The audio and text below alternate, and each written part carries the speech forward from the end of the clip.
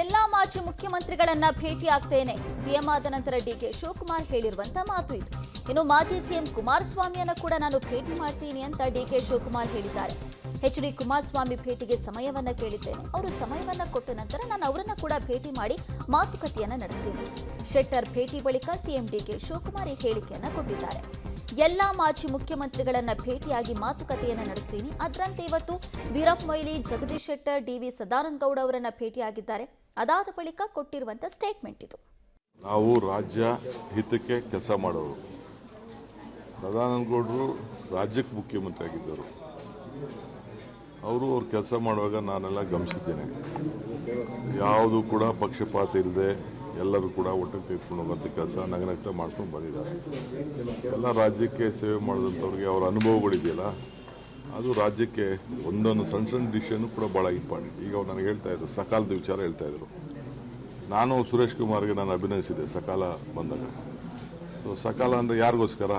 ಜನರಿಗೋಸ್ಕರ, ಜನರ ಕಷ್ಟ ಸುಖ ಪರಿಹಾರಕ್ಕೆ. ಸೊ ಒಬ್ಬೊಬ್ಬರಲ್ಲೂ ಒಂದೊಂದು ಅಂಶ ಇರ್ತದೆ, 1, 2, 3, 4 ಅವ್ರದ್ದೇ ಆದಂಥ ಎಕ್ಸ್ಪೀರಿಯನ್ಸ್ ಇರ್ತದೆ.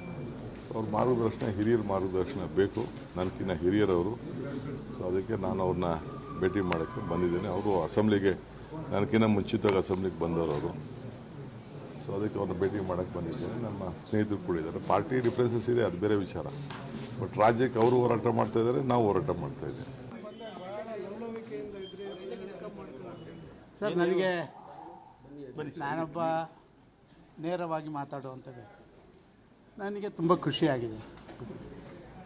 ಒಬ್ಬ ಮುಖ್ಯಮಂತ್ರಿ, ನಾನು ಕೂಡ ಆ ರೀತಿ ಮಾಡಿಲ್ಲ.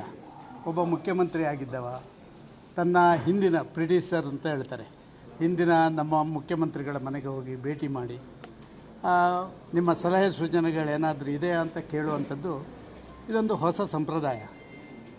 ಇವತ್ತಿನ ಈ ರಾಜಕಾರಣದಲ್ಲಿ ನಡೀತಿರುವಂಥ ಈ ವೆಂಜನ್ಸ್ ಪಾಲಿಟಿಕ್ಸಿಗೆ ಪ್ರಾಯಶಃ ಇಂಥ ಒಂದು ಕೆಲಸ ಕಾರ್ಯಗಳನ್ನು ಮಾಡುವುದರಿಂದಾಗಿ ಸ್ವಲ್ಪ ಮಟ್ಟಿನ ಆ ವೆಂಜನ್ಸ್ ಪಾಲಿಟಿಕ್ಸ್ ಕಡಿಮೆ ಆಗ್ಬೋದು ಅಂತ ನನ್ನ ಅಭಿಪ್ರಾಯ.